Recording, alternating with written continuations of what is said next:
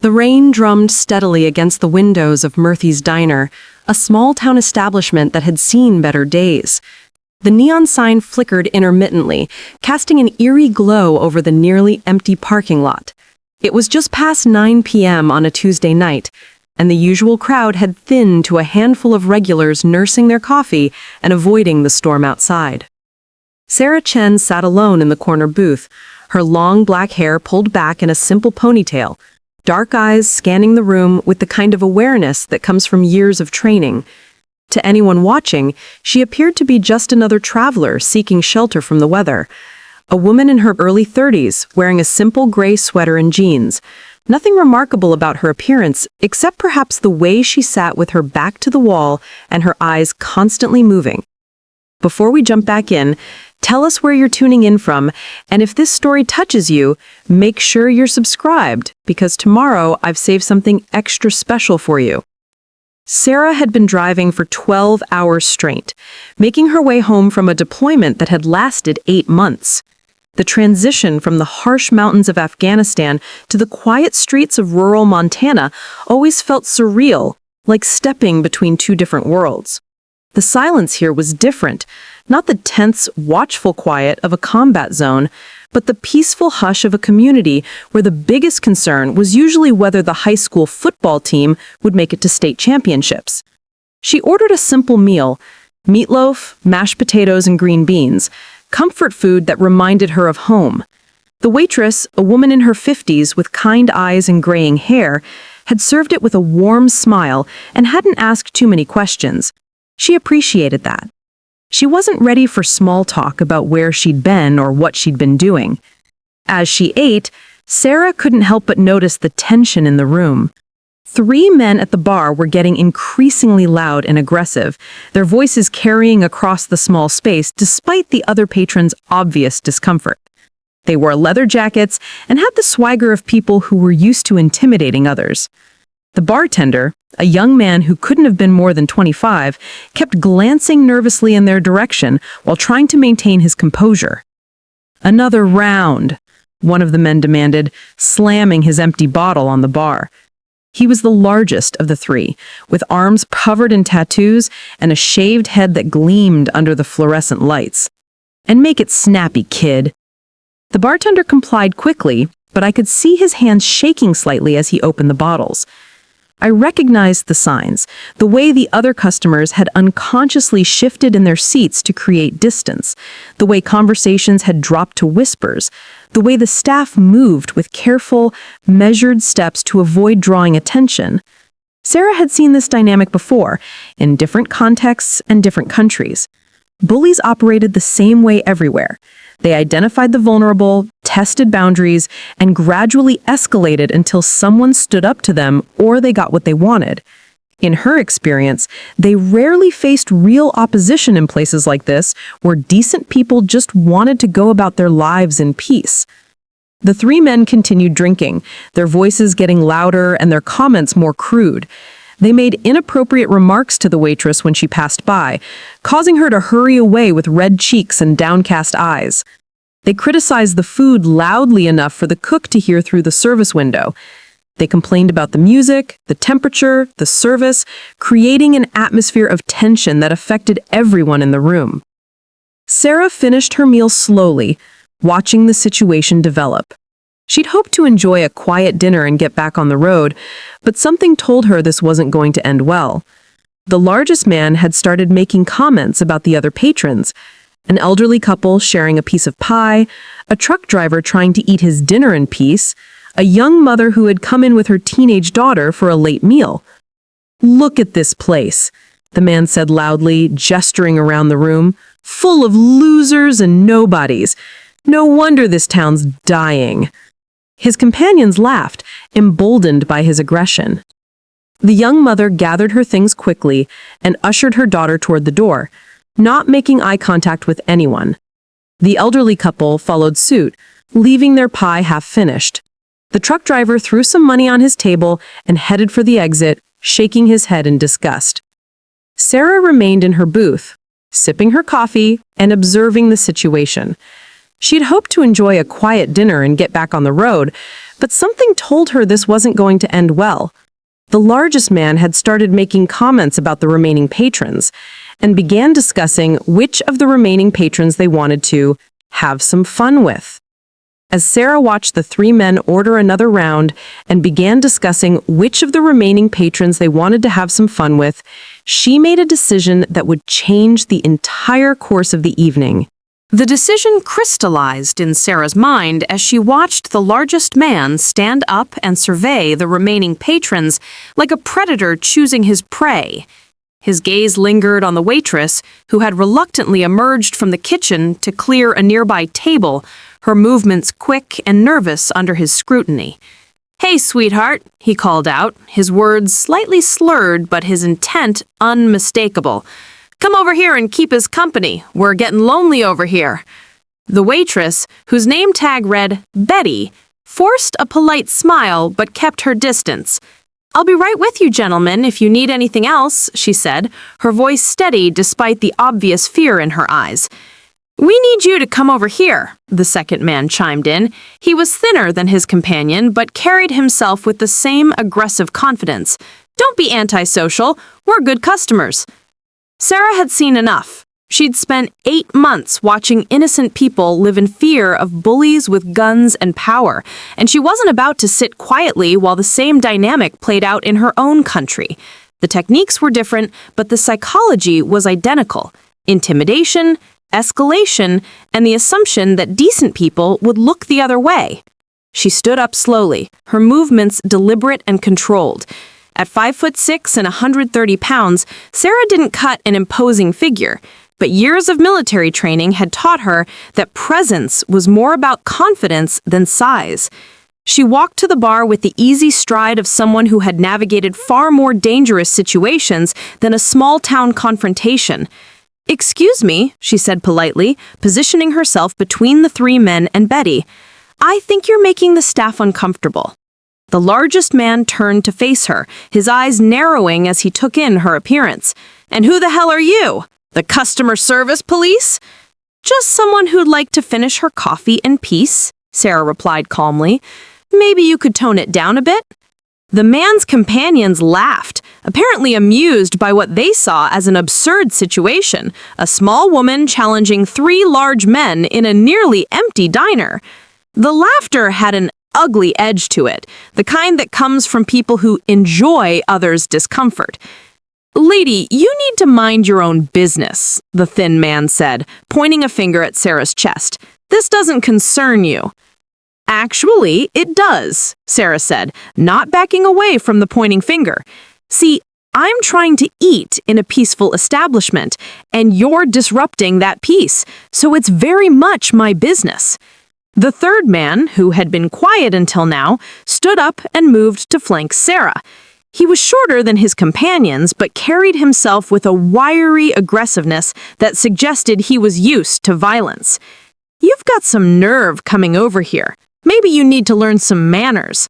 Betty had retreated toward the kitchen, but she could see her watching anxiously from the service window. The bartender had moved to the far end of the bar, clearly hoping to stay out of whatever was about to happen. The few remaining customers were staring openly now, some reaching for their phones. "I have excellent manners," Sarah said, her voice remaining level and calm. "That's why I asked politely instead of demanding." The largest man stepped closer, using his height advantage to try to intimidate her. "You asked and we said no. Now get lost before something happens you'll regret." Sarah didn't move. She'd faced down Taliban fighters in mountain passes and insurgents in urban warfare. 3 drunk bullies in a small-town diner weren't going to make her back down. "The only thing I'll regret," she said quietly, "is not speaking up sooner."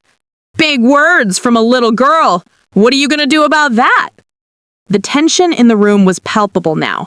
Everyone knew that words were about to become actions, and nobody was quite sure what would happen next.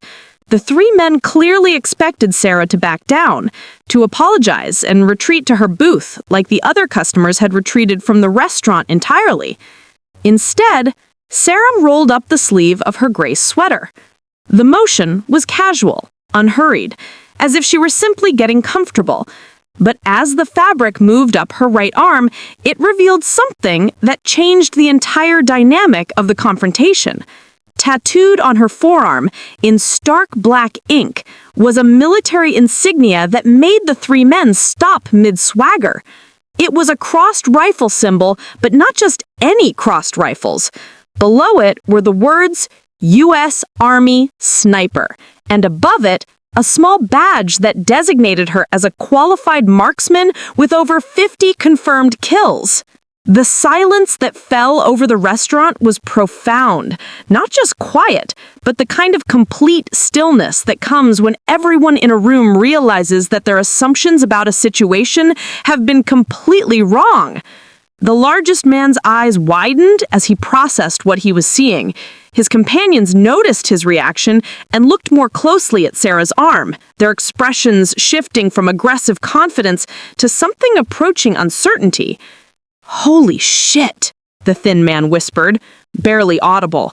"Is that real?" Sarah didn't answer immediately. She finished rolling up her sleeve completely, revealing additional tattoos. Unit insignias, deployment markers, and commendation symbols that told the story of a distinguished military career. Each mark represented months or years of service, specialized training, and experiences that few people could imagine.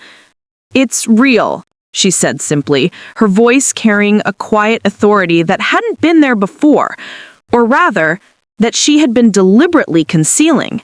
8 years active duty, 3 combat deployments, and specialist sniper training at Fort Benning. The atmosphere in the restaurant had shifted completely. Betty emerged from behind the service window, her expression a mixture of awe and relief. The bartender stood straighter, suddenly seeing the situation in an entirely different light. The few remaining customers seemed to sense that something significant had just occurred. The three men found themselves in a position they hadn't anticipated, facing someone who had trained extensively in violence, who had applied that training in actual combat situations, and who showed no sign of being intimidated by their posturing. But what happened next would prove that sometimes the most dangerous confrontations aren't about physical capability at all. The largest man's face went through a series of expressions as he processed the revelation before him.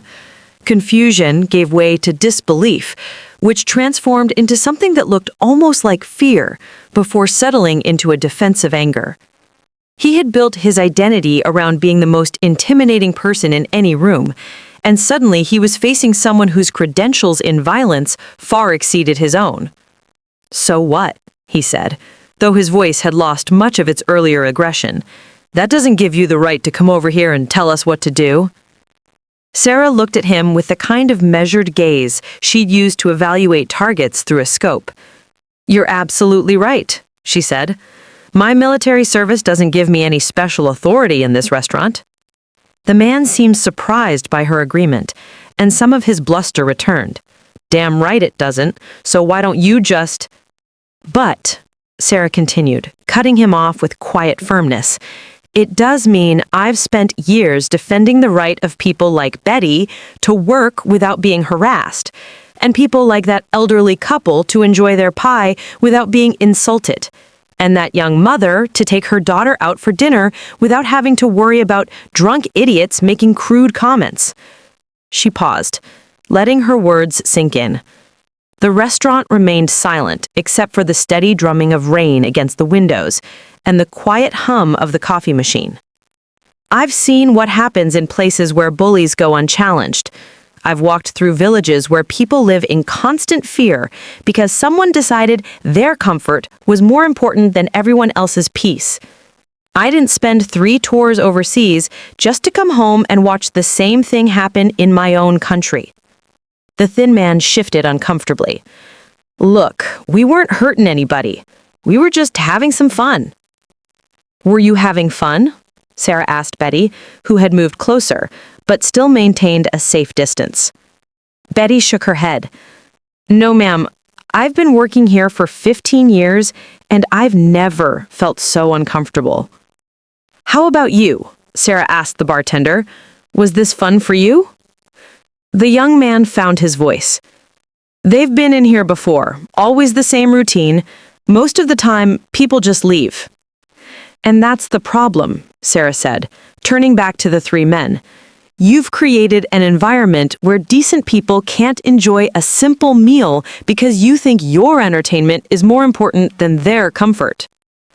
The largest man was struggling with the situation. His entire approach to social interaction was based on intimidation, and that tool had suddenly become useless. Worse, he was beginning to realize that everyone in the restaurant was looking at him differently now, not as someone to be feared, but as someone whose behavior was being exposed as unacceptable. We paid for our drinks. We have a right to be here. You do, Sarah agreed, but your rights end where other people's rights begin. You have the right to drink and socialize. You don't have the right to make other people afraid. The thin man, who had been silent throughout the exchange, suddenly spoke up. Look, maybe we got a little carried away. We didn't mean anything by it. It was the first sign of backing down, and Sarah recognized it as a potential turning point. She could push harder, establish complete dominance, and force them to leave entirely, or she could offer them a way to de-escalate with some dignity intact. I appreciate that, Sarah said. Everyone gets carried away sometimes. The question is, what happens next? The largest man was still struggling with his wounded pride. You think you're better than us because you were in the army? No, Sarah said simply. I think I'm better than the person I was before I learned that real strength isn't about making other people afraid. It's about protecting people who can't protect themselves. She gestured toward Betty, who had been watching the exchange with fascination. Betty's been working hard all evening, serving customers and trying to make ends meet. She doesn't deserve to be harassed while she's doing her job. That bartender is probably putting himself through college or supporting his family. He shouldn't have to choose between keeping his job and maintaining order. The rain outside had intensified, and a flash of lightning illuminated the parking lot, followed by a rumble of thunder that seemed to underscore the tension in the room. Here's what's going to happen, Sarah said, her voice carrying the authority of someone who had commanded soldiers in combat. You're going to apologize to Betty and to the bartender for making them uncomfortable. You're going to pay your tab, including a generous tip to make up for the stress you've caused. And you're going to walk out of here like the decent human beings I hope you can still choose to be. The three men exchanged glances. The largest one was clearly still struggling with his ego, but the other two seemed ready to accept the offer of graceful retreat. And if we don't? The large man asked, though his question lacked conviction. Sarah's expression didn't change, but something in her eyes suggested that resistance would be inadvisable. Then we'll find out whether your tough guy act works better than my combat training. The silence stretched for what felt like minutes, but was probably only seconds. Finally, the thin man cleared his throat. She's right, Mike, he said to his large companion. We were out of line. The largest man looked around the restaurant, seeing perhaps for the first time how his behavior had affected everyone present. The bartender was watching hopefully. Betty had her arms crossed but wasn't backing away anymore. Even the cook had emerged from the kitchen and was standing in the doorway, curious to see how the confrontation would end. What happened next would determine whether this became a story about violence and confrontation or something entirely different. A lesson in how real strength sometimes means choosing restraint over dominance. But the night was far from over, and Sarah was about to learn that her display of military credentials had attracted attention from an unexpected source. Mike stood frozen for a long moment, his jaw working as if he were chewing on words he couldn't quite spit out. The restaurant held its collective breath, waiting to see whether pride or pragmatism would win out. Finally, something shifted in his expression, not quite defeat, but a recognition that he had been outmaneuvered by someone who operated on a completely different level. All right, he said quietly, his voice barely above a whisper. You're right. He turned toward Betty, who was standing near the coffee station with her arms still crossed defensively. Ma'am, I apologize for making you uncomfortable. That wasn't right of us. Betty's expression softened slightly. She'd clearly been expecting either violence or a humiliating retreat, not a genuine apology. "Thank you," she said simply. The thin man followed suit, addressing the bartender. "Sorry, kid, we had too much to drink and acted like idiots." The bartender nodded, relief evident on his young face. "It's okay, happens sometimes."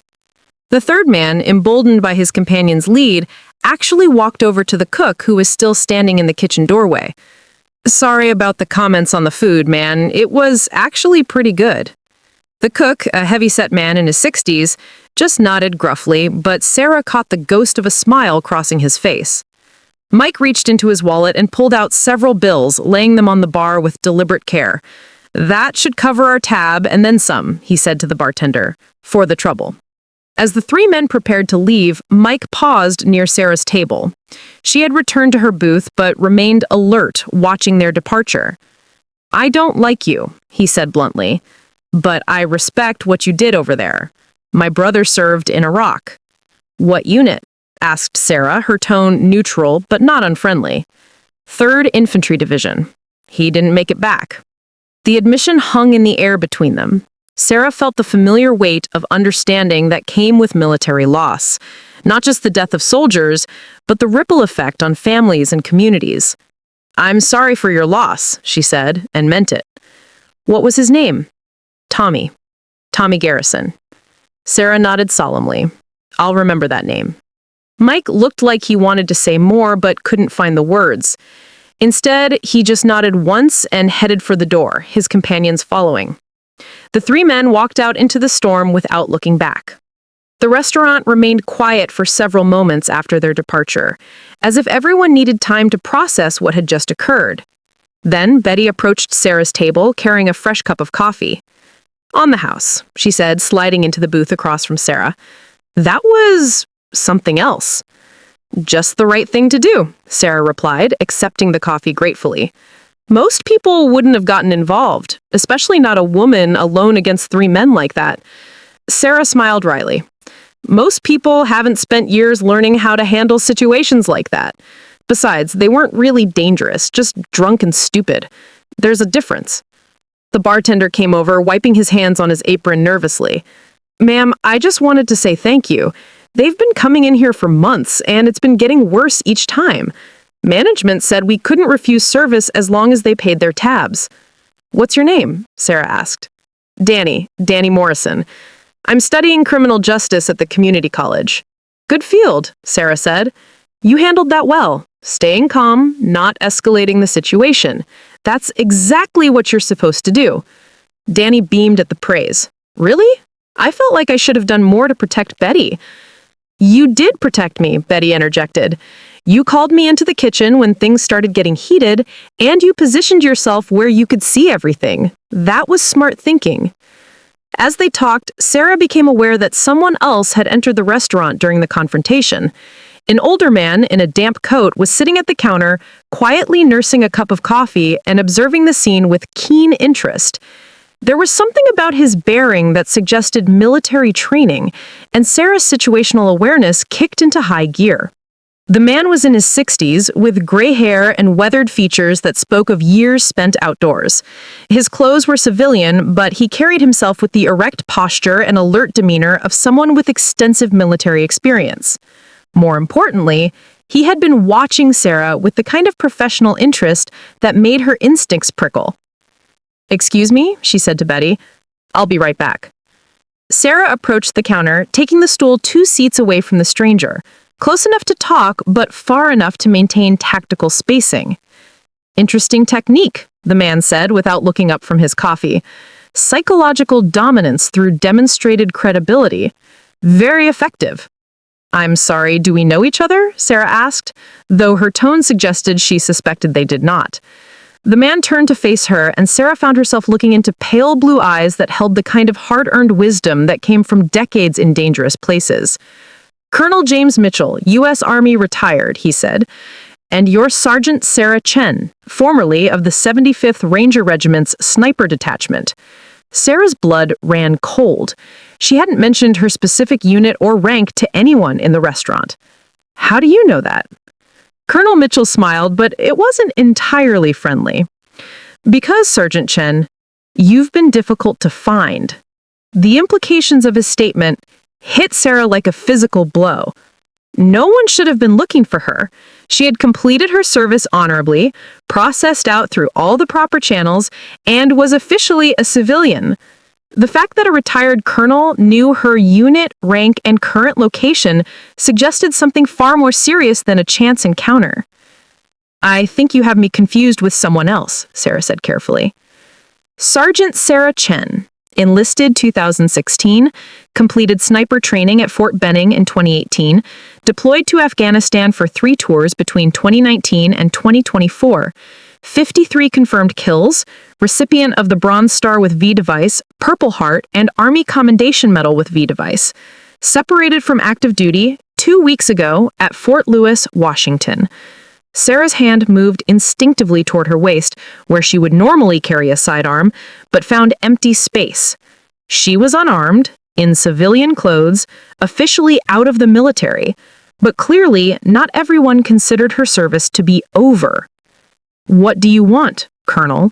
she asked quietly. "To offer you a job, a very important job that requires someone with your particular skill set. I'm retired from military service, permanently. This wouldn't be military service. This would be consulting work." Sarah glanced around the restaurant. Betty and Danny were still at her booth, talking quietly. The cook had returned to the kitchen. Everything appeared normal, but she knew that Colonel Mitchell's presence changed everything about her situation. "I'm not interested in consulting work," she said firmly. "You might be once you hear the details, especially the compensation package." "I said I'm not interested." Colonel Mitchell sipped his coffee thoughtfully. "Tell me, Sergeant, what are your plans now that you're a civilian? Drift from town to town? Find some quiet place to settle down? Maybe use your GI benefits to get a degree and become a police officer or security guard?" The contempt in his voice was subtle but unmistakable. Sarah felt her temper rising but kept it under control. "My plans are my own business." "Of course they are. But consider this. You just spent 5 minutes demonstrating exactly why someone with your background is wasted in civilian life. You see problems that others don't see, you understand threats that others can't assess, and you have the training to handle situations that would overwhelm ordinary people." He gestured toward the booth where the confrontation had taken place. 3 drunk idiots in a small-town diner, and you handled them like a professional. But what happens when the threats are more sophisticated? What happens when there are problems that local law enforcement can't handle, that regular military can't address, but that someone with your unique qualifications could solve? "There are lots of people with my qualifications," Sarah said. "No, there aren't," Colonel Mitchell replied flatly. "There are lots of snipers, there are lots of rangers, there are even quite a few people with your combat record. But there are very few that combine all of those qualifications with your psychological profile, your operational flexibility, and your ability to blend into civilian environments." Sarah didn't like where this conversation was heading. What kind of consulting work are we talking about, specifically? The kind that serves the national interest, but operates outside official channels.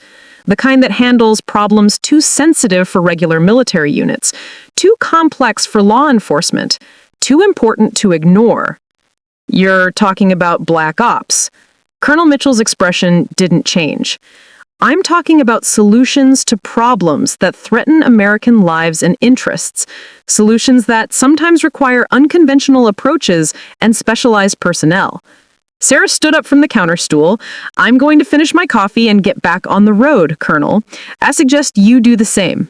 "Of course, Sergeant. It's your choice entirely." He reached into his coat pocket and pulled out a business card, placing it on the counter.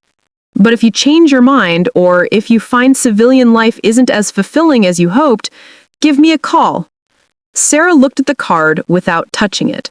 It was plain white with only a phone number printed in black ink. No name, no title, no organization. "And if I don't change my mind?" "Then you don't. We're not in the business of coercing patriots, Sergeant." We only work with volunteers.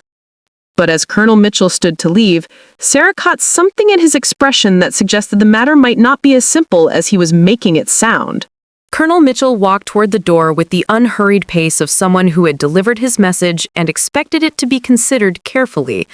But just before reaching the exit, he paused and turned back toward Sarah. "One more thing, Sergeant," he said, his voice carrying clearly across the now quiet restaurant.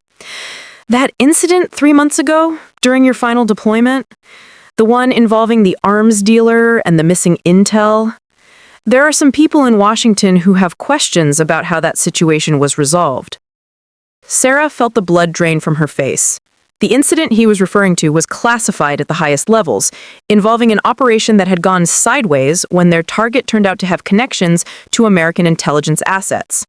She had followed orders precisely, but the aftermath had been politically sensitive and operationally complex.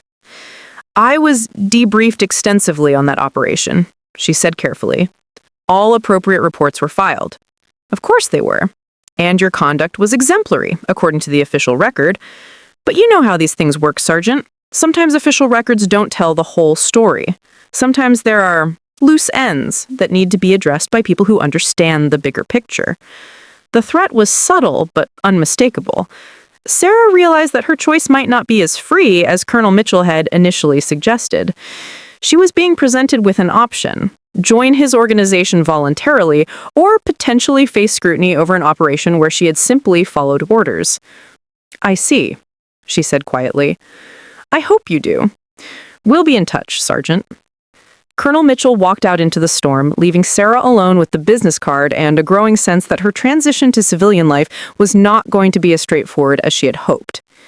Betty approached cautiously, clearly sensing that the conversation with the older man had been significant. "Everything okay, honey?" Sarah forced a smile. "Just someone I used to know. Nothing to worry about." But as she returned to her booth and stared at the untouched business card on the counter, Sarah knew that everything had changed. The quiet life she had been planning, maybe finishing her degree, finding a small town to settle in, using her skills for something constructive but peaceful, suddenly seemed much less attainable. Danny the bartender was cleaning glasses and trying not to look curious about the mysterious conversation. The cook had emerged from the kitchen again and was wiping down tables, glancing occasionally at Sarah with the kind of concern that suggested he had sensed the shift in atmosphere. Sarah's phone buzzed with a text message. The number was unfamiliar, but the message was brief and to the point. 24 hours to consider. After that, decisions will be made for you." She deleted the message immediately, but the implications remained. Colonel Mitchell's organization, whatever it was, clearly had resources and reach that extended far beyond what she had initially assumed. They had found her in a random restaurant in rural Montana, knew details about her service record that should have been restricted, and were now applying pressure regarding a classified operation. The smart thing to do would be to call the number on the business card, accept whatever position they were offering, and hope that compliance would keep her out of more serious trouble. The alternative might be facing charges related to the arms dealer incident, charges that could potentially be fabricated or manipulated to serve the organization's recruitment goals. But Sarah had not survived 3 combat deployments by taking the easy path when faced with threats and ultimatums. She pulled out her own phone and scrolled through her contacts until she found the number she was looking for. Master Sergeant Rodriguez had been her squad leader during her 2nd deployment, and he had transitioned to civilian life a year earlier. More importantly, he had maintained connections within the military intelligence community and understood how the unofficial side of government operations worked. "Rodriguez," came the voice after 2 rings. "It's Chen, I need to talk." There was a pause. "Secure line?" "Negative, but it's urgent." "Give me 20 minutes. You remember that place we talked about in Kandahar? The one with the good coffee?" Sarah smiled despite her situation. It was a code they had developed. The place with good coffee was actually a bombed-out building where they had sheltered during a firefight, and it meant they should meet somewhere public, but anonymous. "I remember. 20 minutes. She hung up and looked around the restaurant. Betty was refilling salt shakers, Danny was restocking the beer cooler, and the cook had emerged from the kitchen again and was wiping down tables, glancing occasionally at Sarah with the kind of concern that suggested he had sensed the shift in atmosphere. Sarah left money on the table for her meal and tip, then walked to the counter where the business card still lay. She studied it for a moment, memorizing the phone number, then picked it up and put it in her pocket. As she headed for the door, Betty called after her. "Drive safe, honey. That storm's getting worse." "I will. And Betty, thank you for the coffee. It was exactly what I needed." The rain was indeed getting worse, turning the parking lot into a maze of puddles and rivulets. Her rental car, a nondescript sedan she had picked up at the Seattle airport, was parked under one of the few working streetlights. As she approached it, she automatically scanned the area for threats, a habit that had kept her alive overseas and apparently was going to be useful at home as well. The car appeared undisturbed, but Sarah took her time checking for tracking devices or other surveillance equipment before getting in. She found nothing obvious, but that didn't mean much. Modern surveillance technology could be virtually undetectable to someone without specialized equipment. As she drove through the storm toward her rendezvous with Rodriguez, Sarah's mind raced through the possibilities. Colonel Mitchell's organization was clearly sophisticated and well-connected, capable of tracking her movements and accessing classified information. But who were they working for, and what did they really want? The most likely scenario was that they represented one of the government's unofficial intelligence operations, the kind that operated with minimal oversight and maximum deniability. Such organizations recruited people with specific skill sets for missions that regular military or intelligence agencies couldn't or wouldn't handle officially. But there were other possibilities. Private military contractors often recruited former special operations personnel for overseas work. Corporate security firms hired ex-military for industrial espionage or counterintelligence operations. Even criminal organizations sometimes sought out people with advanced training for their operations. The reference to the arms dealer incident suggested government connections, but that could be a misdirection. Corporate interests had been involved in that operation, and the arms dealer had been selling to multiple parties. There were several organizations that might have reasons to be interested in someone who knew the details of what had really happened. 20 minutes after leaving the restaurant, Sarah pulled into the parking lot of a 24-hour truck stop about 15 miles down the highway. The place was exactly what she needed: busy enough to provide cover, public enough to discourage violence, and anonymous enough that two former soldiers could have a conversation without attracting attention. Rodriguez was already there, sitting in a corner booth with a clear view of the entrance and exits. He looked older than she remembered, with more gray in his hair and deeper lines around his eyes. But he still carried himself with the alert posture of someone who had learned to expect trouble. "Chen," he said as she approached, standing to give her a brief embrace. "You look good for someone who just got out." "Thanks. You look like civilian life agrees with you." "Most days," Rodriguez replied, settling back into the booth. "What's the situation?" Sarah outlined her encounter with Colonel Mitchell, keeping her voice low and her explanation concise. Rodriguez listened without interruption, his expression growing more serious as she described the veiled threats about the arms dealer incident. "Son of a bitch," he muttered when she finished. "They're running a recruitment op on you." "That's what I figured. Question is, who are they exactly?" Rodriguez was quiet for a moment, stirring his coffee thoughtfully. "Could be several groups. There's been a lot of reorganization in the intelligence community since we deployed. New units, new missions, new ways of handling problems that don't fit into traditional categories." He leaned forward, lowering his voice even further. "That arms dealer thing? I heard rumors about it through back channels. Word was that the target had connections to some very sensitive operations, and when he got taken down, it exposed some uncomfortable relationships." "What kind of relationships?" "The kind where American assets were getting information and weapons through the same dealer who was supplying our enemies. The kind where congressional oversight committees would ask very uncomfortable questions if they found out." Sarah felt a chill that had nothing to do with the storm outside. So someone needs that situation to stay buried? Or they need someone who knows the details to be brought into an organization where they can be controlled and monitored. Someone like you, who followed orders perfectly, but might start asking questions if left to her own devices. The implications were sobering. Sarah had thought she was leaving the complexities of military operations behind when she separated from active duty. Instead, she was discovering that some operations never really ended.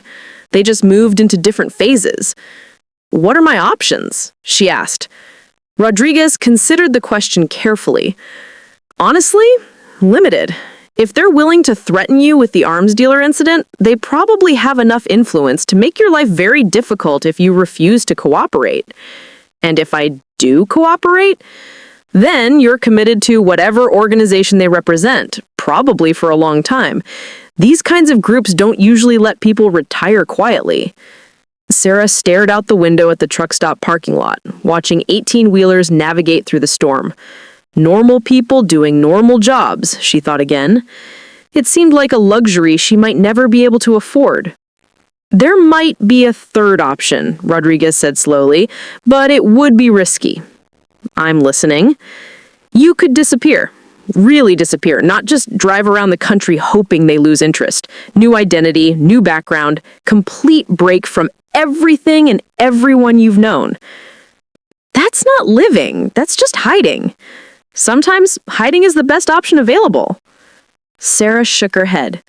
"I didn't spend 8 years serving my country just to spend the rest of my life running from it." "Then you're probably going to have to make a deal with these people. But Chen, be very careful about what kind of deal you make. Once you're in an organization like that, getting out becomes much more complicated." They sat in silence for several minutes, each lost in thought. Finally, Rodriguez reached into his jacket and pulled out a small device that looked like a smartphone but was clearly something more sophisticated. "This is a secure communication device, military-grade encryption, untraceable through normal channels. If you need to reach me, use this. And if you decide to take the third option, disappearing, I know people who can help with that too." Sarah pocketed the device. "Thank you for everything. Just be smart about this, Chen. You're a good soldier and a good person. Don't let them turn you into something you're not." As they prepared to leave, Rodriguez grabbed her arm gently. "One more thing. Whatever you decide, decide quickly. These kinds of recruitment operations usually have deadlines for good reasons. The longer you wait, the fewer options you'll have." Sarah drove through the storm for another hour before finally stopping at a motel that looked like it had seen better decades. The neon sign flickered sporadically, advertising cable TV and air conditioning as if they were luxury amenities. But it was clean, anonymous, and accepted cash without asking too many questions. Exactly what she needed. The room was small and spartanly furnished, with a bed, a desk, a television bolted to the wall, and a bathroom that had probably been remodeled sometime in the 1980s. Sarah checked the locks on the door and windows, then closed the curtains and sat on the bed to think. She pulled out the business card Colonel Mitchell had given her and stared at the phone number. 10 digits that represented a choice between her freedom and her safety. Between the life she wanted and the life that might be forced upon her. The secure phone Rodriguez had given her sat on the nightstand, a reminder that she had allies if she chose to fight. But it also represented a life of constant vigilance, always looking over her shoulder, never able to trust that she was truly safe. Sarah's regular phone buzzed with another text message, this time from a different number. "Sergeant Chen, please confirm receipt of this message. Time-sensitive matter requires immediate attention." She didn't respond, but the message confirmed that Colonel Mitchell's organization was monitoring her communications. They probably knew about her meeting with Rodriguez, knew where she was staying, and were keeping track of her movements in real time. The realization that she was under surveillance angered her more than the threats had. Sarah had spent years operating in hostile territory where the enemy was clearly defined and the rules of engagement were understood. This shadow game of implied threats and coercive recruitment felt fundamentally dishonest. She walked to the window and peered through a gap in the curtains. The parking lot appeared empty except for her rental car and a few long-haul trucks, whose drivers were probably sleeping off their mandatory rest periods. But appearances could be deceiving, especially when dealing with people who had unlimited resources and professional training. Sarah made a decision. She was tired of reacting to other people's moves. It was time to take some initiative. She picked up the business card and dialed the number. It was answered on the first ring. "Sergeant Chen, I was hoping you'd call. I want to meet, face to face, this time with some answers. Of course. When and where?" "Tomorrow morning, 10 a.m. There's a state park about 20 miles east of where we met tonight. Pine Ridge Trail parking area." "Public location. Smart choice. I'll be there." "And Colonel?" "Come alone. I don't like surprises." "Understood. Until tomorrow, Sergeant Chen." Sarah hung up and immediately called Rodriguez on the secure phone. "It's Chen. I'm meeting with them tomorrow morning at Pine Ridge State Park, 10 a.m. "Bad idea, Chen. Meeting on their terms puts you at a disadvantage. Meeting on neutral ground puts us on equal footing. And I'll have backup." "What kind of backup?" "The kind that evens the odds if this goes sideways." Rodriguez was quiet for a moment. "You're not thinking of taking them on directly, are you? Because that's a fight you can't win." "I'm thinking of getting answers, real answers, about who they are, what they want, and what my actual options are. Right now, I'm operating blind, and that's more dangerous than any direct confrontation." "All right, but Chen, if this is some kind of trap, you need an exit strategy. I have one. Trust me." After ending the call, Sarah spent an hour planning for the meeting. She studied maps of the state park, identifying approach routes, escape paths, and potential tactical advantages. She inventoried her limited equipment, no weapons, but she had her tactical knowledge and the element of surprise if things went wrong. Most importantly, she worked out a communication protocol that would ensure Rodriguez and others would know if something happened to her. If she didn't check in by noon tomorrow, certain information would be released to congressional oversight committees and investigative journalists. It wasn't a perfect insurance policy, but it was better than going in completely vulnerable. As she prepared for what might be her last night of freedom, Sarah reflected on the path that had brought her to this point. 8 years ago, she had enlisted with simple motivations: to serve her country, to challenge herself, and to be part of something larger than herself. The military had given her all of those things, but it had also given her skills and knowledge that apparently made her valuable to organizations she had never heard of. The sniper training that had saved her life overseas was now the reason she couldn't simply disappear into civilian life. There was an irony in that she didn't particularly appreciate. The storm outside was beginning to weaken, and Sarah could see stars appearing between the breaking clouds. Tomorrow would be clear, which was good for visibility, but bad for concealment. She would be exposed during the meeting, dependent on Colonel Mitchell's good faith and her own ability to read the situation correctly. But as she finally settled down to try to get some sleep, Sarah realized that she was no longer afraid. Fear was for people who didn't understand their situation clearly. She knew exactly what she was facing, had a plan for dealing with it, and was prepared for whatever consequences might follow. For the first time since leaving the restaurant, Sergeant Sarah Chen felt like herself again, not a victim of circumstances, but a soldier preparing for a mission. The meeting at Pine Ridge State Park would determine whether that mission was recruitment, negotiation, or something entirely different. But whatever happened, she would face it on her own terms, with her eyes open and her options clearly understood. The business card lay on the nightstand next to her phone, a reminder that some choices couldn't be avoided forever. But Sarah had learned long ago that how you made difficult choices was often more important than what you chose. Tomorrow morning, she would find out what Colonel Mitchell's organization really wanted from her, and then she would decide what kind of person she wanted to be in civilian life, if civilian life was even still an option. Sarah woke before dawn, her internal clock still adjusted to military schedules. The storm had passed completely, leaving behind a crisp autumn morning with clear skies and the kind of sharp visibility that snipers appreciated. She could see for miles across the Montana landscape, which meant that anyone watching her could also see clearly. She conducted her morning routine with military precision: physical training in the small confines of the motel room, shower, equipment check, and a review of her plans for the meeting. The secure phone Rodriguez had given her showed no new messages, which she took as a good sign. Her regular phone had 3 more texts from Colonel Mitchell's organization, each one more insistent than the last. At 8 a.m., Sarah checked out of the motel and drove toward Pine Ridge State Park. The route took her through some of the most beautiful country she had ever seen, rolling hills covered with aspen and pine, mountain peaks visible in the distance, and the kind of open sky that made a person understand why Montana was called Big Sky Country. Under different circumstances, she might have enjoyed the scenery. Today, she was focused on tactical considerations, sight lines, approach angles, and escape routes. The park was well chosen for a clandestine meeting, remote enough to ensure privacy, but public enough to discourage violence. She arrived at the parking area 45 minutes early and spent the time conducting reconnaissance.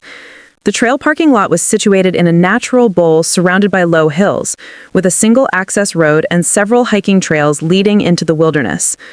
There were only 2 other vehicles present: a pickup truck that belonged to early morning hikers and an RV whose occupants appeared to be preparing breakfast.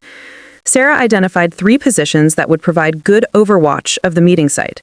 If Colonel Mitchell was planning to bring backup despite his agreement to come alone, those would be the logical places to position them. She made a mental note to check those areas when he arrived. At 9:45 a.m., a black SUV with government plates pulled into the parking lot. Colonel Mitchell emerged alone, wearing civilian hiking clothes that did nothing to disguise his military bearing. He carried a small backpack and appeared to be unarmed, though Sarah knew that appearances could be deceiving. She waited until precisely 10 a.m. before approaching him, emerging from a position where she had been observing his arrival. Mitchell showed no surprise at her sudden appearance, suggesting that he had extensive training in surveillance detection. "Sergeant Chen," he said, with a slight nod, "punctual as always." "Colonel Mitchell, thank you for coming alone. As requested. Shall we walk? These conversations are better conducted away from potential surveillance." They started up one of the hiking trails, maintaining the easy pace of casual hikers while conducting a conversation that was anything but casual. Sarah noted that Mitchell stayed slightly behind her and to her right, a position that suggested tactical awareness, but not immediate threat. Sarah said, "I've done some research on you, Colonel. 30 years of service, multiple deployments, decorated combat veteran. The kind of person who believes in honor and duty." "I do believe in those things, Sergeant. That's why I'm here." "Then explain to me how threatening a fellow veteran serves honor and duty." Mitchell was quiet for several steps before responding. "Sometimes serving the greater good requires difficult choices. Sometimes protecting American lives means operating outside traditional channels." "That's not an answer, that's a justification." They reached a small clearing that provided a panoramic view of the surrounding landscape. Mitchell stopped and turned to face her directly. "All right, Sergeant, you want straight answers? Here they are. The arms dealer you eliminated during your final deployment was part of a network that had been providing intelligence to American assets for over a decade. When he was killed, that intelligence pipeline was severed." Sarah felt a chill, despite the warm morning sun. "You're saying he was working for us?" "I'm saying it's complicated. He was providing information that saved American lives, but he was also selling weapons to people who were trying to kill Americans. The situation was morally ambiguous. And legally ambiguous too, I'm guessing. Very much so, which is why certain people in Washington would prefer that the details of that operation remain classified indefinitely." Sarah began to understand the real dimensions of her situation. The arms dealer incident had bothered her from the beginning. Too many inconsistencies, too many questions that her superiors had discouraged her from asking. "What kind of organization are we talking about, specifically?" "A unit that handles problems too sensitive for regular military or intelligence agencies. We operate with minimal oversight and maximum flexibility. Our mission is to protect American interests by any means necessary." "Including coercing veterans into joining?" "Including recruiting people with the right skills and knowledge for specialized missions." Sarah turned back to face him. "And if I refuse?" "Then the arms dealer incident gets reviewed by people who might reach different conclusions about your actions that night. People who might decide that you acted outside your orders, that you eliminated an asset who was valuable to American interests." The threat was now explicit. Sarah could join Mitchell's organization voluntarily or face potential court-martial and imprisonment for actions she had taken while following orders. That's not justice, Colonel. That's blackmail. That's the reality, Sergeant. The world we operate in doesn't always allow for perfect justice or complete honesty. Sometimes we have to choose between difficult options and hope we're serving the greater good. Sarah studied Mitchell's expression, looking for signs of deception or uncertainty. What she saw was a man who genuinely believed he was doing the right thing, even if his methods were morally questionable. "Tell me about the mission," she said finally. "There are threats to American security that can't be addressed through normal channels. Terrorist networks with connections to legitimate businesses, foreign intelligence operations that hide behind diplomatic immunity, criminal organizations with government protection. And you deal with these threats how? However necessary, sometimes through intelligence gathering, sometimes through economic pressure, sometimes through more direct action." Sarah understood what more direct action meant. "You're talking about assassination." "I'm talking about eliminating threats to American lives and interests when other methods prove ineffective." They were interrupted by the sound of approaching footsteps on the trail. A family of hikers, parents with 2 young children, emerged from the woods and passed by with cheerful greetings. Sarah and Mitchell responded politely, maintaining the fiction that they were simply 2 people enjoying a morning walk. But the interruption gave Sarah time to process what she was being offered. An organization that operated outside legal constraints with unlimited resources and minimal oversight. The kind of unit that handled problems too dirty for official agencies, using methods too extreme for public acknowledgement. It was everything she had joined the military to avoid, the kind of shadow warfare that served political interests rather than clear moral principles. "What's the compensation package?" she asked when the family had passed. $200,000 annually, plus benefits, housing provided, travel expenses covered, and a very generous retirement package after 10 years of service. "And the commitment?" "Initial contract is 5 years, renewable based on performance and organizational needs." Sarah did some quick calculations. 5 years at that salary would set her up financially for life, assuming she survived the assignment. It was more money than she could ever make in civilian employment, and it would put her skills to use in service of her country.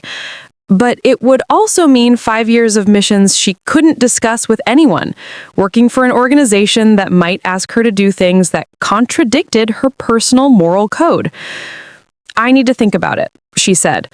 "Of course. But Sergeant, I need an answer by the end of the day. There are time constraints on this recruitment." "What kind of time constraints?" Mitchell looked uncomfortable for the first time during their conversation. "There's a mission coming up that requires someone with your specific qualifications. If you're not available, we'll have to find another solution." "What kind of mission?" "The kind that requires a sniper with extensive combat experience and the ability to operate independently in hostile territory." Sarah felt a familiar mix of excitement and apprehension. Despite her reservations about the organization, the prospect of returning to operational status was appealing. Civilian life had its attractions, but there was something to be said for work that mattered, that made a difference in the world. Where would this mission take place? "I can't discuss operational details until you're officially part of the team. But I can tell you that it would involve protecting American lives and interests in a region where traditional diplomatic and military solutions have failed." Sarah looked at her watch. It was almost 11 a.m., and she had promised Rodriguez she would check in by noon. "I'll give you my answer by 6 p.m. today." "That's acceptable. How should we communicate?" "I'll call the number on your card." As they walked back toward the parking lot, Sarah's mind raced through the decision tree before her. Join the organization and compromise her principles, but serve her country in a meaningful way. Refuse and face potential prosecution for actions she had taken while following orders. Or take Rodriguez's advice and disappear completely, giving up everything she had worked for in exchange for freedom from coercion. None of the options were particularly appealing, but Sarah had learned long ago that life rarely offered perfect choices. Sometimes you had to choose the best available option and make it work. The question was, which option would allow her to live with herself, and which would allow her to sleep at night? Sarah drove aimlessly through the Montana countryside for 2 hours after leaving Colonel Mitchell, her mind cycling through the impossible choice before her. The landscape was breathtaking, endless vistas of rolling hills, mountain peaks, and wide open sky. But she barely noticed. Her attention was focused inward, weighing options that all seemed to lead to compromised futures. At noon, she pulled into a roadside diner that looked remarkably similar to Murphy's, where this entire situation had begun less than 24 hours earlier. She ordered coffee and a sandwich she didn't really want, then used the secure phone to call Rodriguez. "Chen here, checking in as promised. How'd it go?" Sarah outlined the conversation with Mitchell, keeping her voice low despite the nearly empty restaurant. Rodriguez listened without comment until she finished. "Son of a bitch," he said finally. "They really have you boxed in." "That's what I thought. Any suggestions?" "Honestly, I'm not sure. The arms dealer thing is a problem. If they've got documentation suggesting you acted outside your orders, they can make a case for court-martial even though you're technically a civilian now." "But I didn't act outside my orders. I followed the mission brief exactly." "Doesn't matter if they've got people willing to testify otherwise. And Chen, these kinds of organizations usually have people willing to say whatever serves their needs." Sarah stirred her coffee thoughtfully. "What do you know about units like this? Off-the-books operations, unlimited resources, minimal oversight?" "More than I wish I did. There are several groups operating under different authorities, some Pentagon, some CIA, some that are so black nobody really knows who runs them. Most recruit from special operations, especially people with specific skills or knowledge. And once you're in, you're in. They don't usually let people retire to civilian life with all the secrets they've accumulated. Most people who try to leave end up in positions where they can be monitored and controlled." Sarah thought about the implications of that. "So even if I serve the 5-year contract faithfully, there's no guarantee they'll actually let me go?" "There's no guarantee of anything with these groups. That's the whole point. They operate outside normal rules and regulations." A young couple entered the diner, laughing and talking about their plans for the weekend. Normal people with normal concerns. Sarah envied them. "Rodriguez, what would you do in my situation?" "Honestly, I'd probably take the deal. 5 years of guaranteed income, work that matters, and the alternative is potentially years of legal battles with people who have unlimited resources.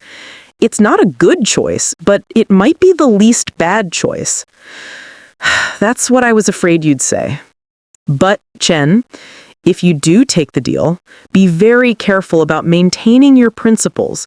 These organizations can change people, make them into something they never intended to be.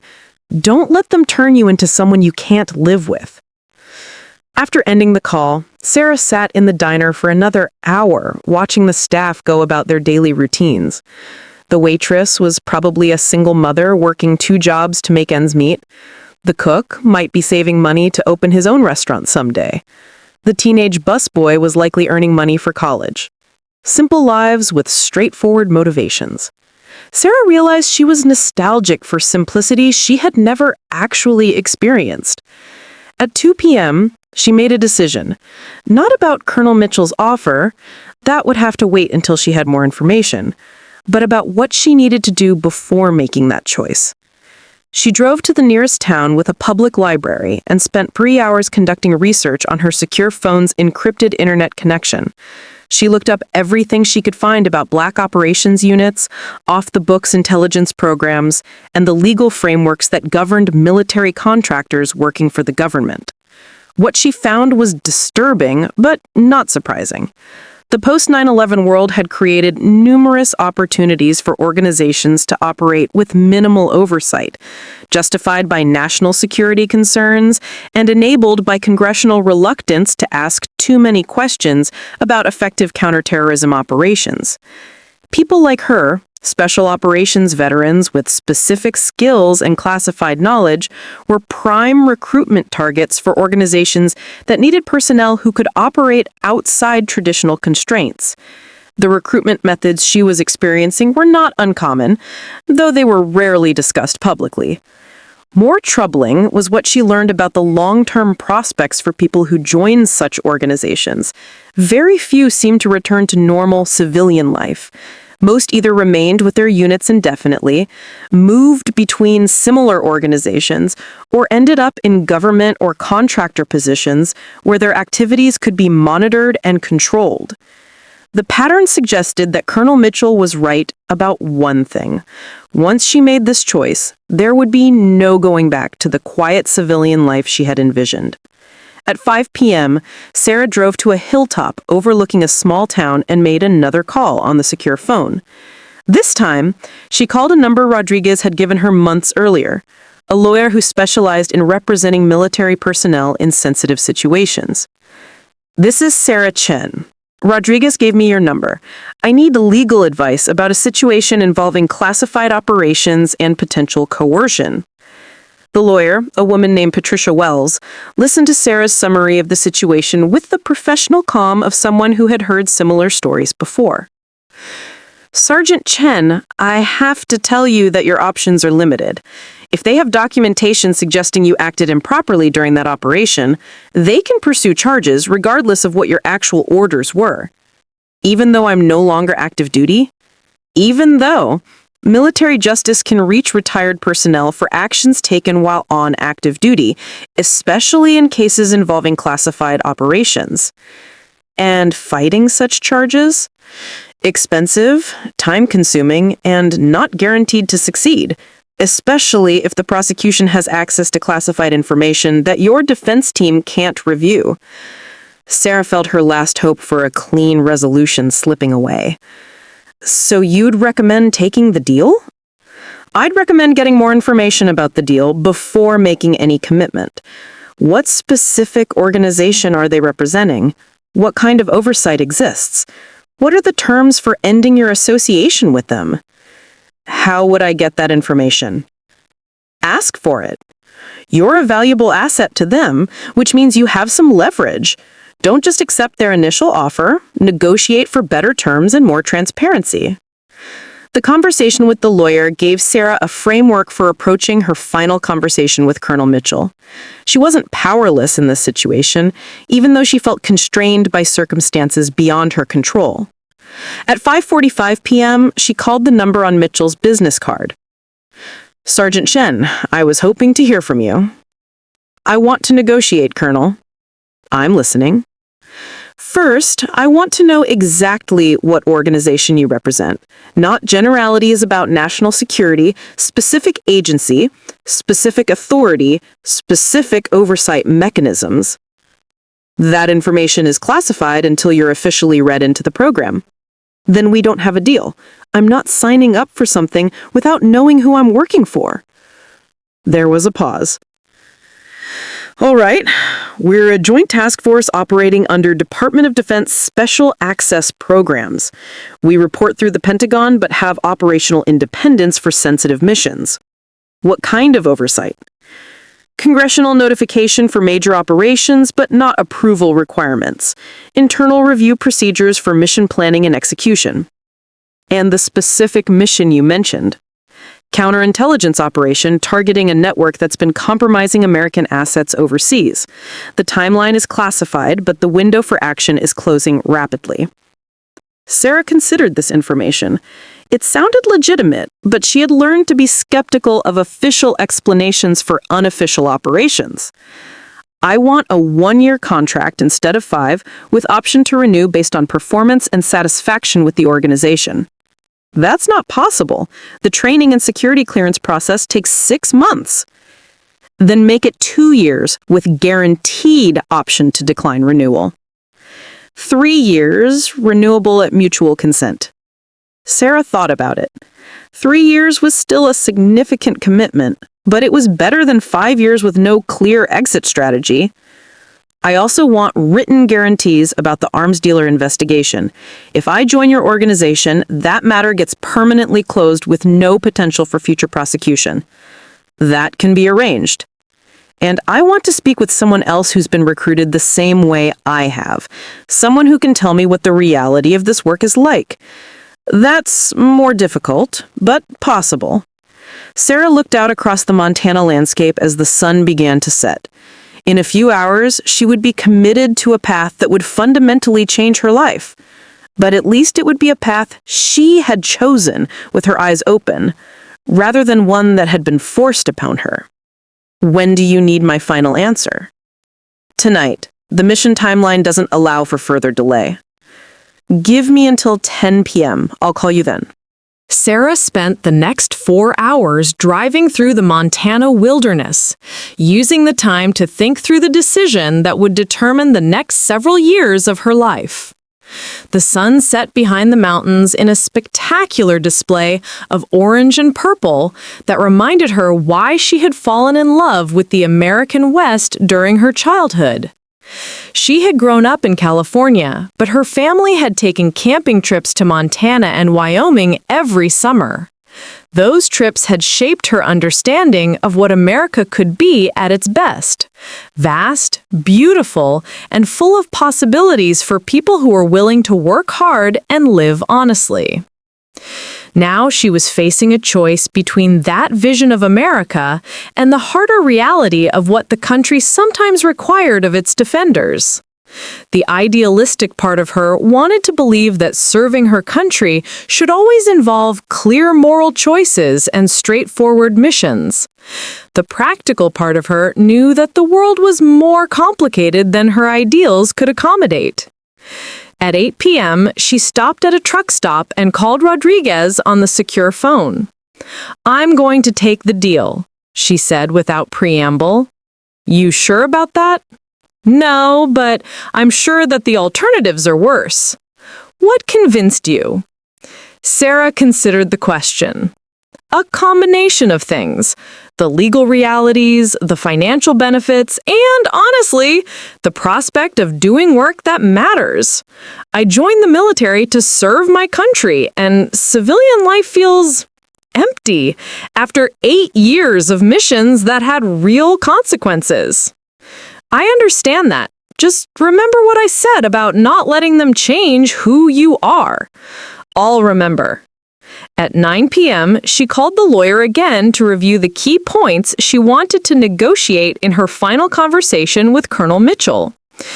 "Get everything in writing," Patricia Wells advised. "These organizations operate on relationships and verbal agreements, but you want documentation of any promises they make." What if they refuse to put things in writing?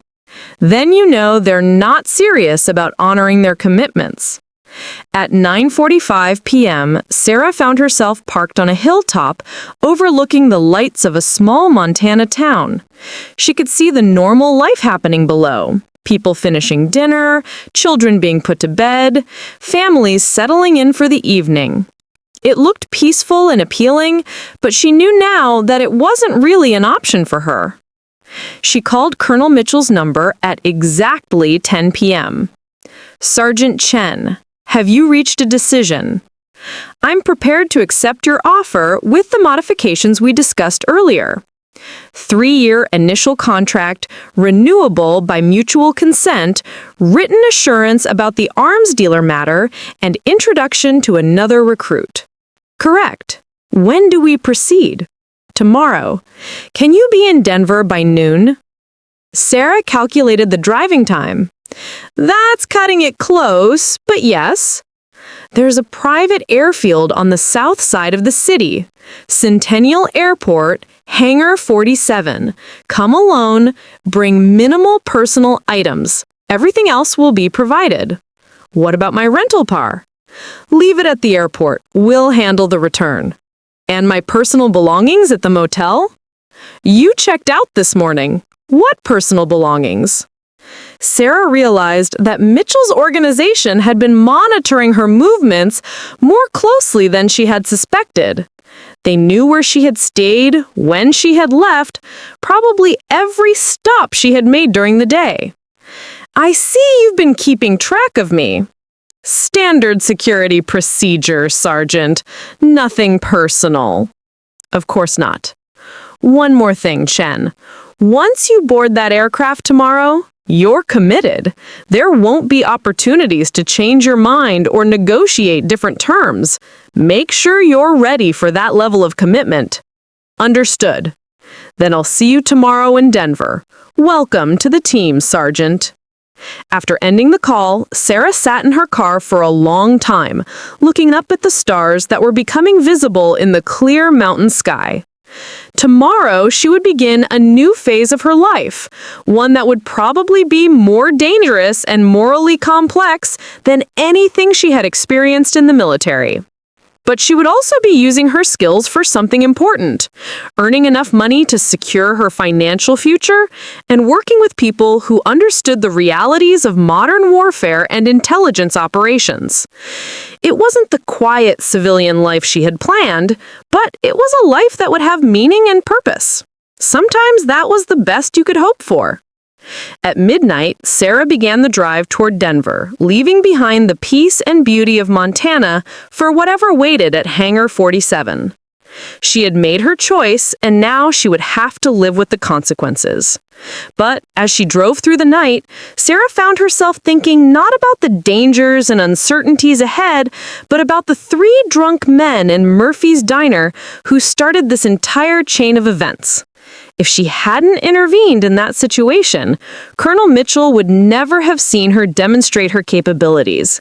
She would have finished her quiet dinner, continued her drive, and eventually settled into the anonymous civilian life she had planned.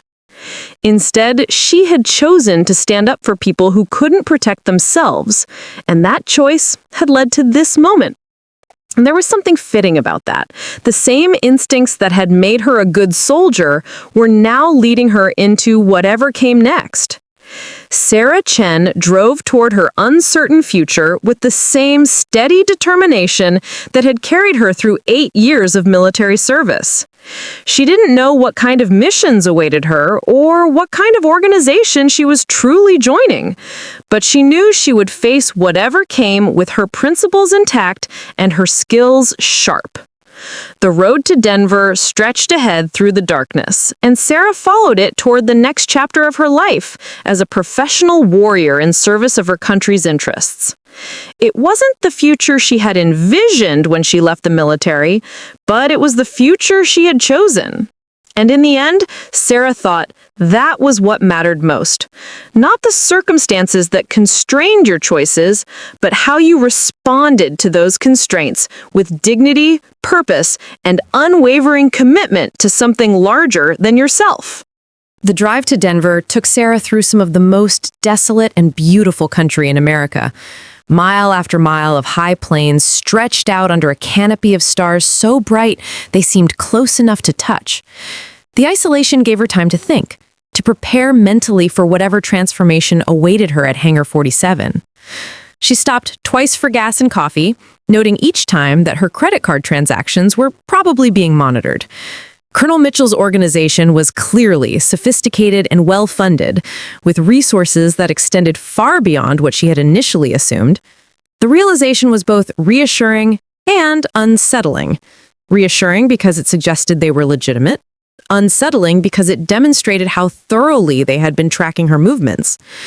At 6 a.m., Sarah reached the outskirts of Denver as the sun was rising over the eastern plains. The city was just beginning to wake up. Early commuters heading to work, delivery trucks making their rounds, the normal rhythm of urban life that she had almost forgotten during her days in rural Montana. Centennial Airport was located south of the city, a smaller facility that catered to private aircraft and corporate jets. Sarah had no trouble finding Hangar 47, which was marked only by its number and appeared to be one of the larger structures on the field. She parked her rental car in the designated area and approached the hangar on foot, carrying only her small travel bag and the secure phone Rodriguez had given her. The rolling door was closed, but there was a standard entry door to one side with a simple keypad lock. Before she could decide whether to knock or call Mitchell's number, the door opened from inside. "Sergeant Chen," came a woman's voice. "Please come in."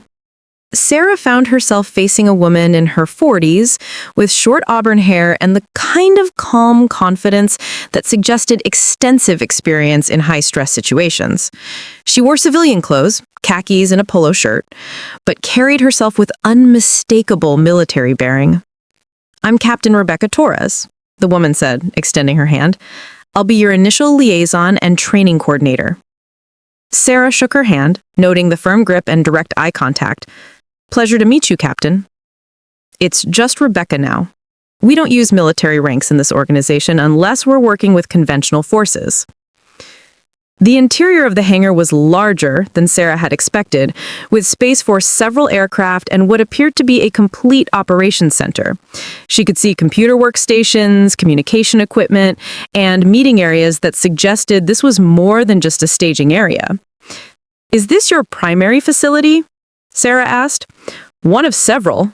We maintain operational bases in different regions depending on mission requirements." A small jet aircraft sat in the center of the hangar, a Citation X that looked like it could carry 8 passengers at high speed over long distances. 2 men in pilot uniforms were conducting a pre-flight inspection, working with the professional efficiency of people who took their responsibilities seriously. "Where are we flying?" Sarah asked. "Training facility in Virginia. You'll spend the next 6 weeks getting oriented to our procedures and capabilities." 6 weeks? Seems like a long time for orientation. Rebecca smiled. "It's not just orientation, it's integration.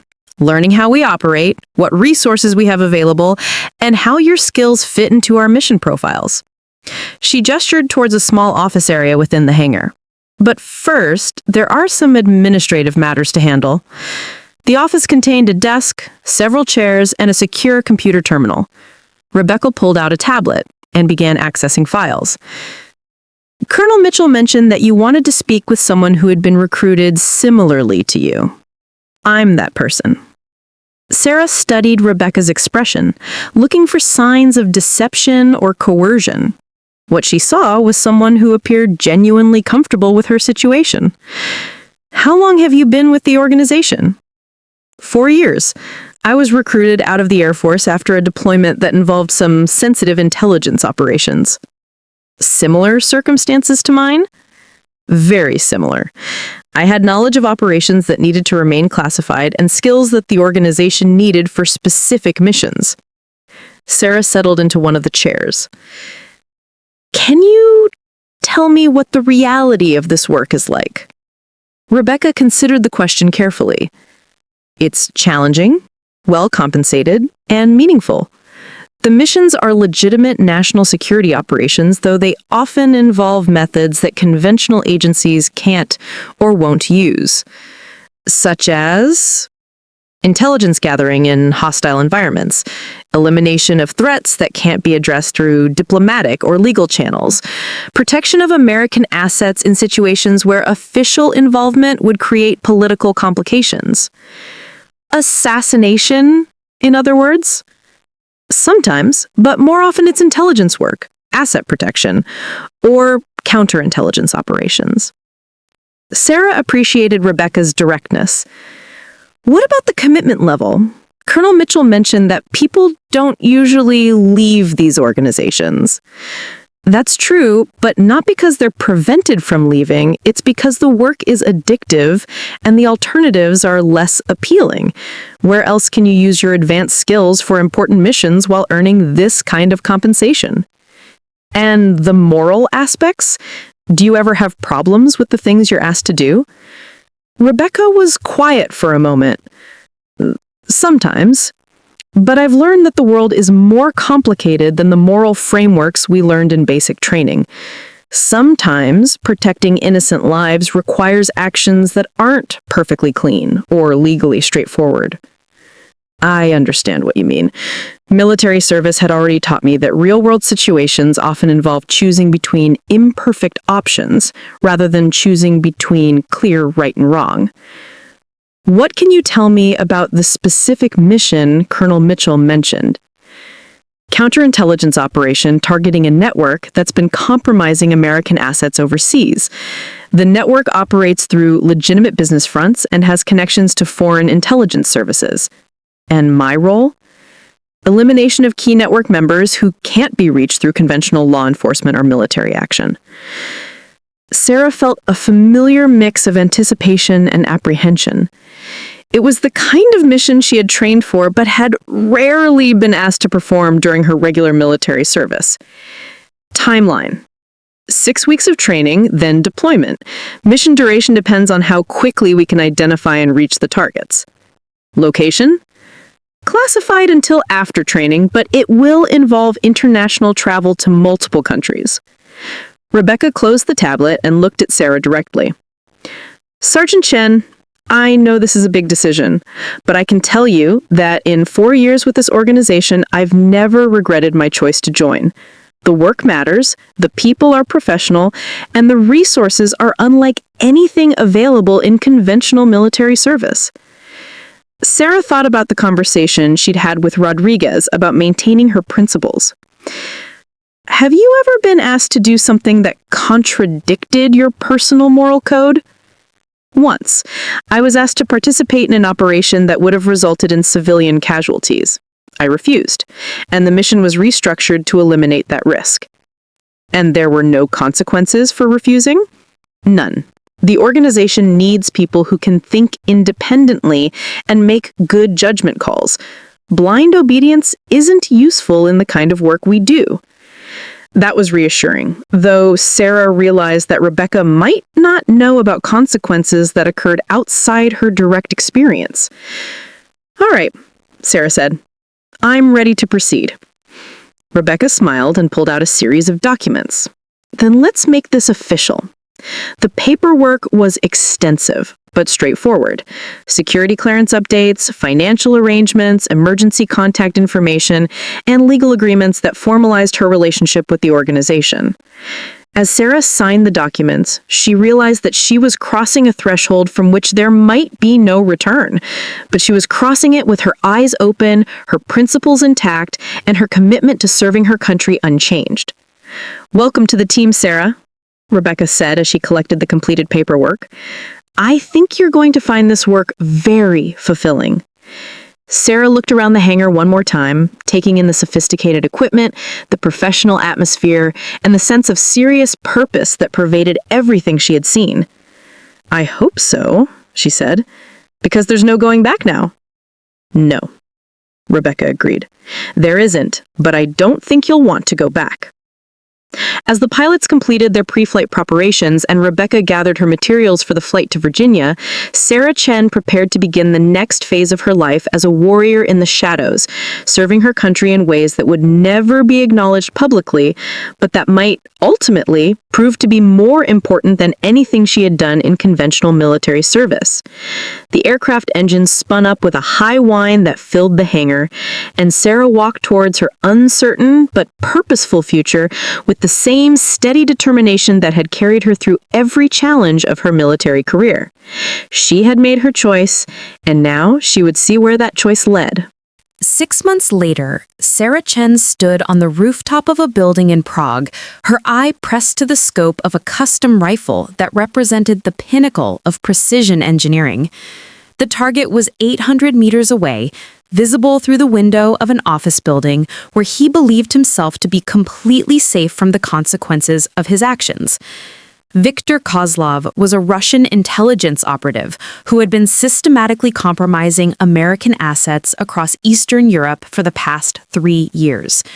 Traditional diplomatic and intelligence methods had failed to stop him, largely because he operated under the protection of legitimate business interests and diplomatic immunity. But Victor had made a critical mistake. He had arranged to sell information that would lead to the assassination of an American diplomat's family. The intelligence included the names, addresses, and daily routines of the diplomat's wife and 2 young children. Sarah had spent 2 weeks studying Victor's patterns, learning his habits, identifying the narrow window of opportunity when he would be vulnerable to the kind of precision shot that had made her reputation in Afghanistan. The training she had received in Virginia had been everything Rebecca Torres had promised: intensive, comprehensive, and focused on exactly the kind of mission she was now conducting. The organization that had recruited her was indeed legitimate, operating under the authority of special access programs that few people in Washington even knew existed. The work was morally complex, but strategically necessary, eliminating threats to American lives and interests that could not be addressed through conventional means. Sarah had learned to live with the moral complexity. The world was full of people like Viktor Kozlov, who used diplomatic protections and legal technicalities to harm innocent people. Sometimes the only way to protect the innocent was to operate outside the systems that the guilty exploited. Through her earpiece, Sarah heard the voice of her controller, a calm, professional woman who monitored all aspects of the operation from a command center 3 time zones away. Angel 1, target is in position. Wind speed 2 knots from the southeast. Range confirmed at 847 meters. Copy, control. Target acquired. Sarah's breathing slowed to the deep, controlled rhythm she had perfected over hundreds of training sessions and dozens of combat operations. Her heartbeat steadied. The world around her, the traffic noise from the street below, the distant sound of construction, the everyday life of a European city faded into background static. There was only the target, the rifle, and the mathematical precision required to send a bullet across nearly half a mile with enough accuracy to end a threat to innocent lives. Angel 1, you are cleared to engage. Sarah's finger found the trigger. She had performed this action 53 times in Afghanistan, each time in service of missions that protected American and Allied forces.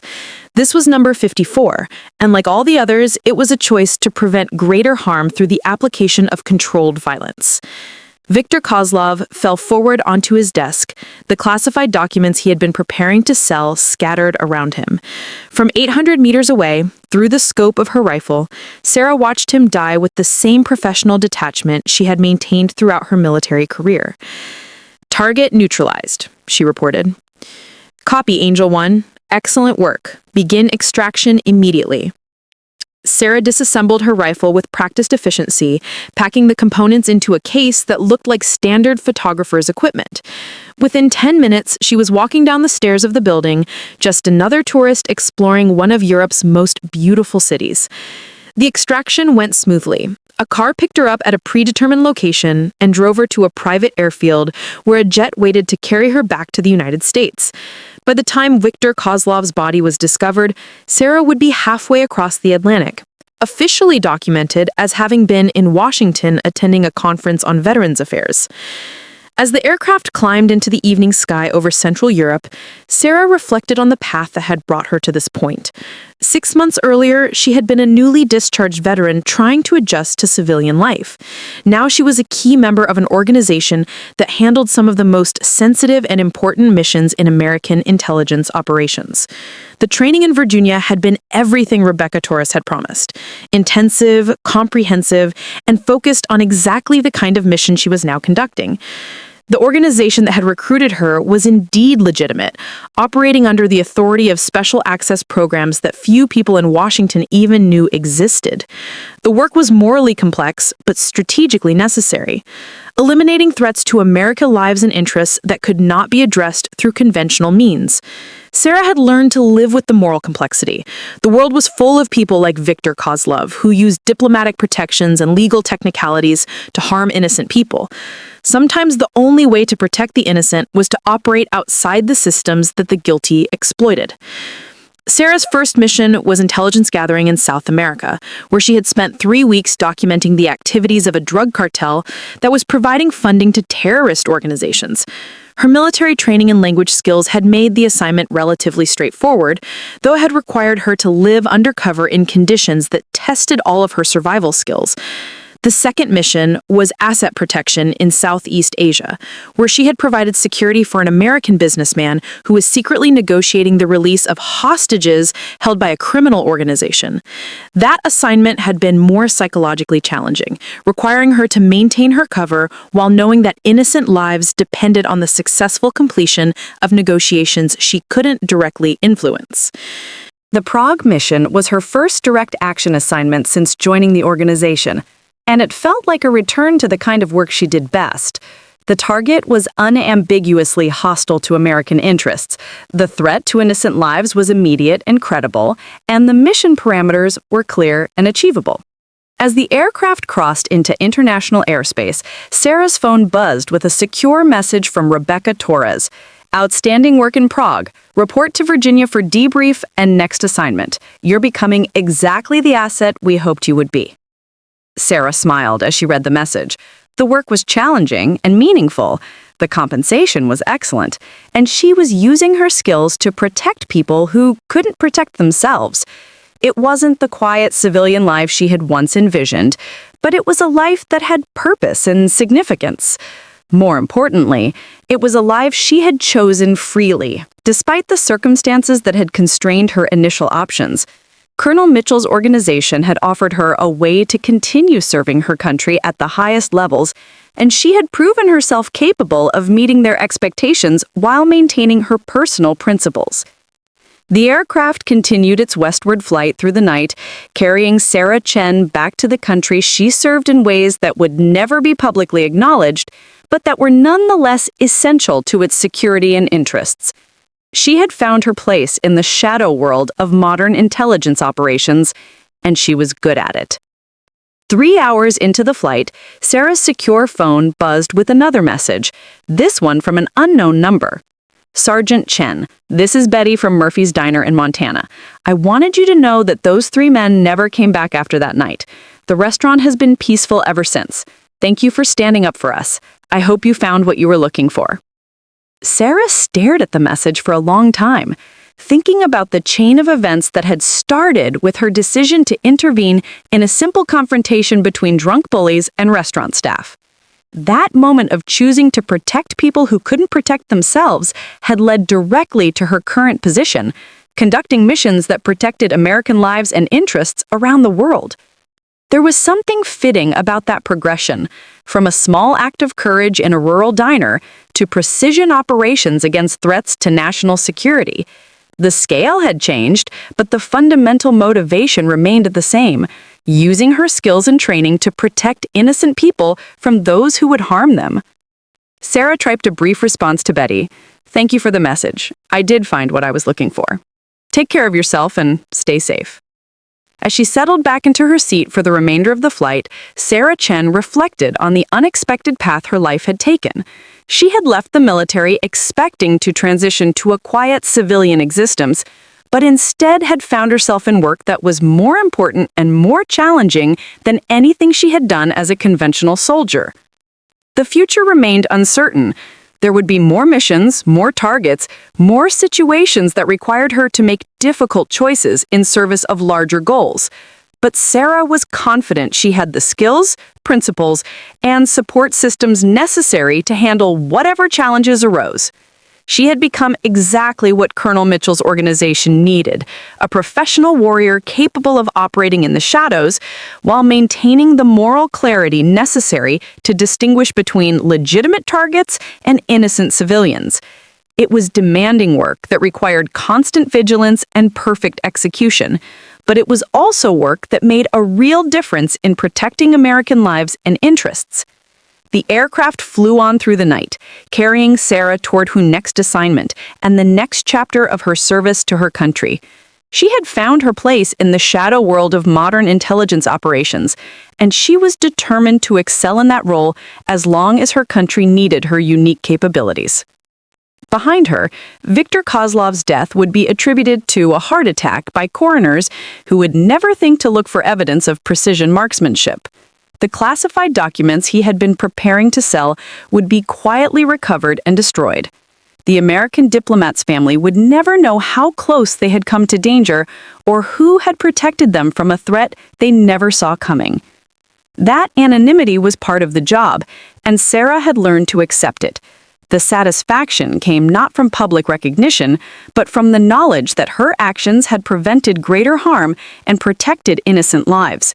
In the shadow world of modern intelligence operations, that knowledge was reward enough. Up next, you've got 2 more standout stories right on your screen. If this one hit the mark, you won't want to pass these up. Just click and check them out. And don't forget to subscribe and turn on the notification bell so you don't miss any upload from us.